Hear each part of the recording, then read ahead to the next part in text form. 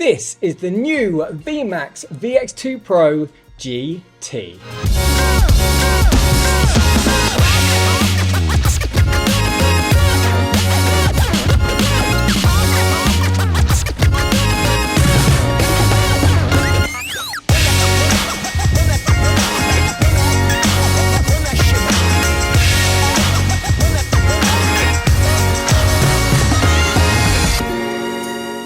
The Swiss are best known for their cheese, clocks and knives, but with the launch of the VMAX VX2 Pro GT, you can now add electric scooters to that list. Having slowly built a reputation since 2015, VMAX touched down on US shores in 2023 to announce its presence in full, and what an entrance they've made. Not only does the VX2 Pro GT lay claim to the longest real-world tested range in the sub $1,000 class, but it also boasts the fastest acceleration among similarly priced single motor scooters. Add an almost faultless level of build quality, traction loving tyres, regenerative braking system, protective IPX6 water resistance rating, excellent turn signals and a top of the line 2-year warranty, and you have a model that's primed to shake up the entry level scooter market. This is easily one of the most impressive scooters of 2024. So if you want to hear more about it, stick around as I give you an in-depth look at its design and features, as well as the results from my performance tests.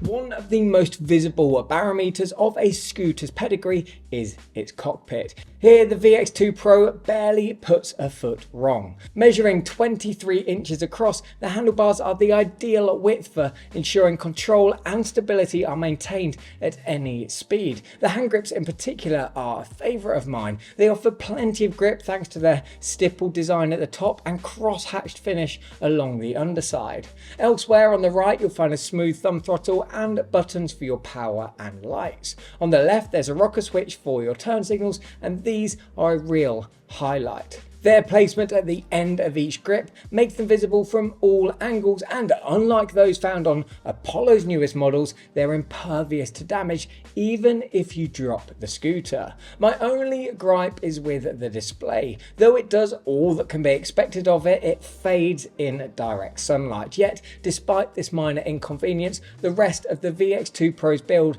is pretty much perfect. From the immaculate cable management and the elongated fenders that prevent splashback, to the near silent motor and low maintenance drum brake, everything about this scooter has been built with practicality and longevity in mind.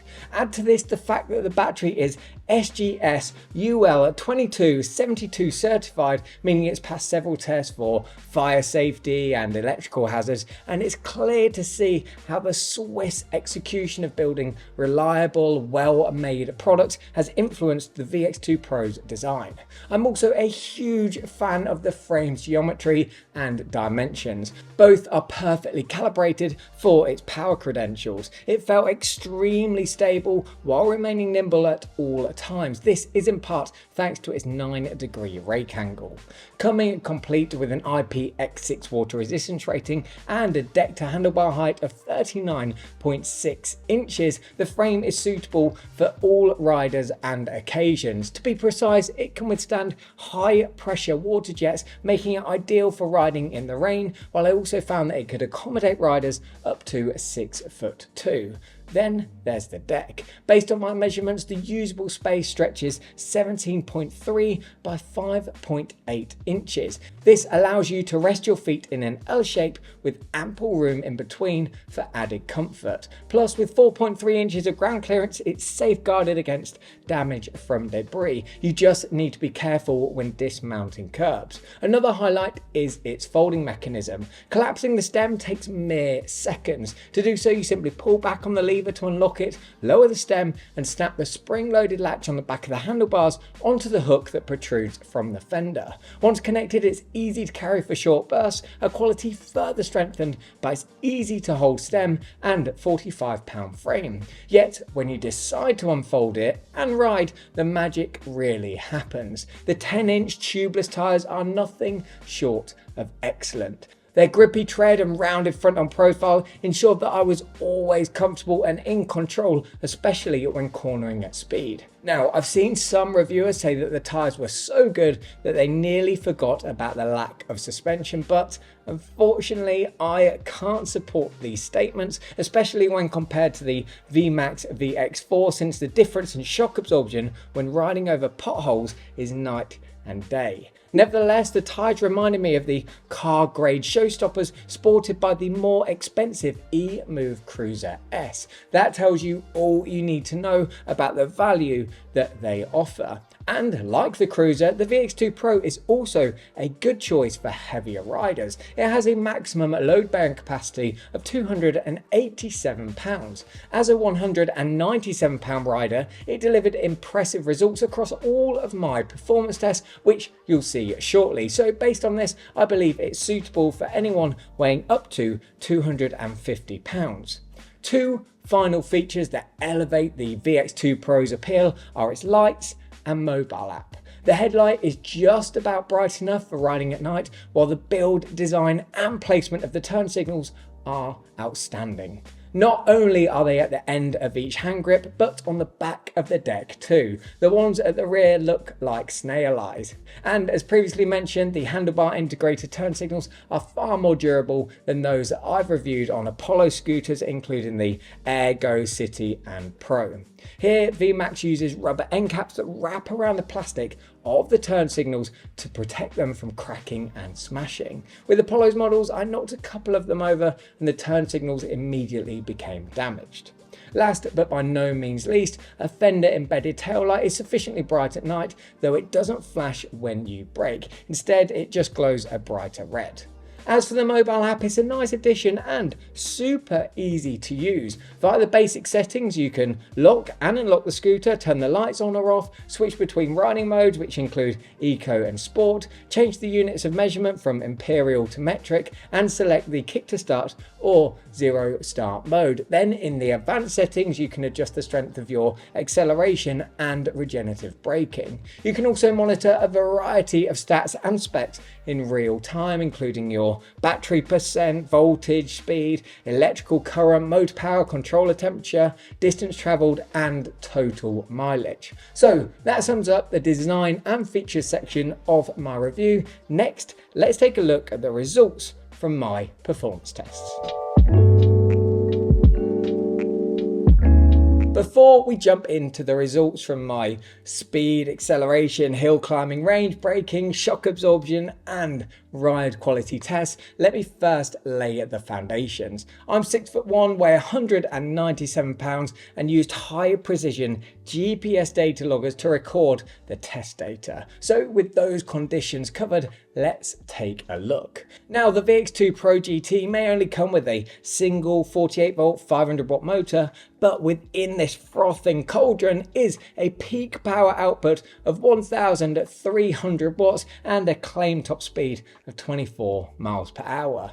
Interestingly, when testing the scooter, I clocked a top speed of 24.5 miles per hour, which is even higher than what VMAX claims. It's important to note though that to reach this speed, Beast Mode had to be enabled. To do this, you simply tap the on button 5 times. Following this, you'll see a 13 on the display. From here, you then have to push the throttle to select mode 2 and then tap the on button another 5 times to lock the setting change in. You can also tap the on button 3 times to enable or disable cruise control.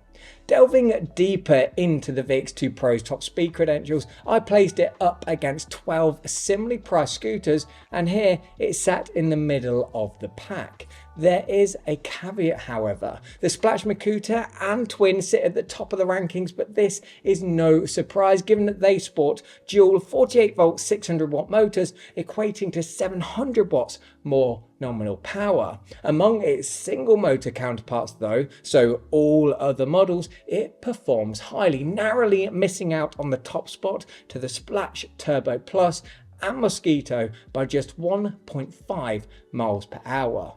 Next, I tested its acceleration. After completing 6 two-way directional runs, so 12 tests in total per acceleration interval, I can reveal that the VX2 Pro GT's acceleration rate as verified by my high precision GPS draggy performance box is as follows. It took 3.8 seconds to reach 15 miles per hour and 6.9 seconds to 20 miles per hour. For a single motor scooter, this is fast. Like the top speed comparison, I also compared its performance against its similarly priced rivals. As to be expected, both the dual motor SPLACH models outpaced the VX2 Pro for acceleration. Narrow the focus to single motor models though, and yet again it becomes a top performer. Its 0 to 15 miles per hour rate sees it take joint first place with its sibling the ST and the Vala Falcon, while it leaves everyone else in the dust beyond this. What I found particularly interesting though was the fact that it outperformed the popular and critically acclaimed Apollo Air with an acceleration rate that was 33% quicker. With its ability to generate considerable torque, the VX2 Pro also successfully climbed my 10% hill grade test. As a result, the majority of neighborhood hills pose no problems, making it an ideal choice for gentle to moderate inclines. Next up, we have the results from my range test, and it's here where the VX2 Pro truly shines. Now, the scooter can be purchased with one of 3 batteries. This review is based on the largest, the 48 volt 16 amp hour GT unit. The other 2 models, including the ST and LT, have 13 amp hour and 10.4 amp hour batteries respectively. These equate to maximum ranges of 28 and 22 miles. As for the GT, however, VMAX claims that it can keep the wheels rolling for up to 37 miles. Based on my test, where I maintained an average speed of 16.3 miles per hour, I got 30.56 miles. This grueling test also encompassed a total ascent of 1,332 feet, while the average temperature hovered at around 73 degrees Fahrenheit. For context, achieving 83% of its claimed maximum is hugely impressive, especially when considering that most scooters only deliver between 60 and 70%. When compared to its 12 closest rivals, it takes the gold. No model in the sub $1,000 class can beat it. This performance can be attributed to 2 key factors. The first is that it has the biggest battery among its competitors, and the second is its highly efficient electronic system that funnels power from the battery to the motor. Similarly impressive is its braking performance. With both the front drum and rear regen brake firing on all cylinders, I came to a safe stop from 15 miles per hour in 3 meters flat. Alone, the regen brake delivered a stopping distance of 9.3 meters. As previously mentioned, you can also adjust the regenerative braking strength via the mobile app from 1 to 10. I had it on the strongest setting, which was 10. Interestingly, I've seen Apollo integrate regen braking into paddles within the cockpit, and I've seen electronic braking systems built into hand levers that also operate mechanical brakes. Yet this is the first time that I've seen a hand lever used solely for regenerative braking. Combined with the rest of the VX2 Pro's design, it's enjoyable to ride. In fact, any scooter that incorporates wide handlebars, a tall stem, a 9-degree rake angle, and tyres that maintain traction on the straights and corners hits a home run when it comes to ride quality. Control, balance and stability are all assured. Sure, there's no suspension. This is perhaps the only drawback when compared to similarly priced rivals, as it's the missing piece of the puzzle that would make the VX2 Pro the perfect entry-level scooter, but even without it, it's heaps of fun. If a smoother riding experience is high up on your priority list, then I recommend checking out the VMAX VX4, which I'll discuss more next. But before I do that, I'm going to give my final verdict. Look, what's not to love about a scooter that offers such a strong performance profile and an extensive suite of features for under $1,000. The VX2 Pro GT is destined to become a serious player in the affordable scooter market because it has no real weaknesses. Everything about it, from the packaging it comes in to its outstanding build and 2-year warranty, screams high end. Sure, you may prefer to opt for a similarly priced dual motor model, and you may regard the absence of a suspension system as a deal breaker, yet there's no denying that the Pro GT is an absolute steal however you slice it. Pros include: it has the fastest acceleration among similarly priced single motor scooters, the longest tested range in the sub $1,000 class, strong brakes that use a regenerative system to recharge the battery on the go, an exceptionally quiet motor, impeccable build quality, nimble tubeless tyres, is suitable for tall and heavy riders, has bright lights with excellent turn signals that are visible from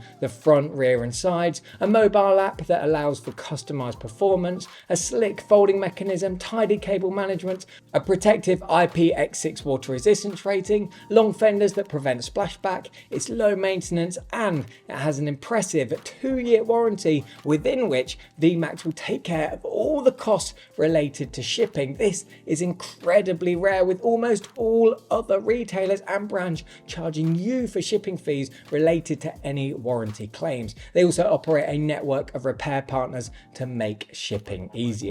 Cons include: it doesn't have suspension, the display gets washed out in direct light, and while the tail light is bright at night, it doesn't flash when you brake. Instead, it just glows a brighter red. Now, if you're on the fence about picking up a VX2 Pro GT, you may want to consider the following alternatives.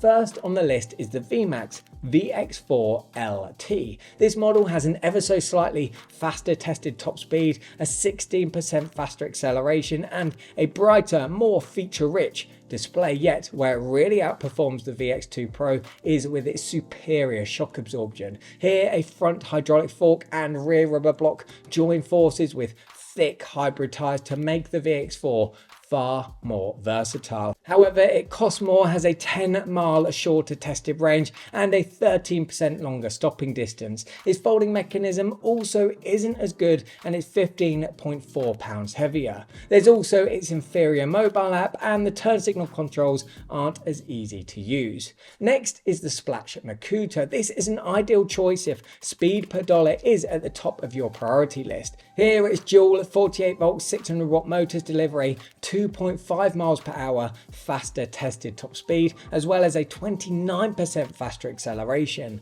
As a result, it's also a much stronger hill climber. Then there's its 30% shorter stopping distance, removable battery that doubles up as a portable power bank, adjustable suspension system, brighter lighting rig, and puncture-proof solid tyres. But it costs more, has an 8.6 mile shorter tested range, and it's 21 pounds heavier. The square front-on profile of its tyres also makes it less nimble, especially around corners, while its build quality isn't as refined and its IPX5 water resistance rating is less protective. There's no mobile app either.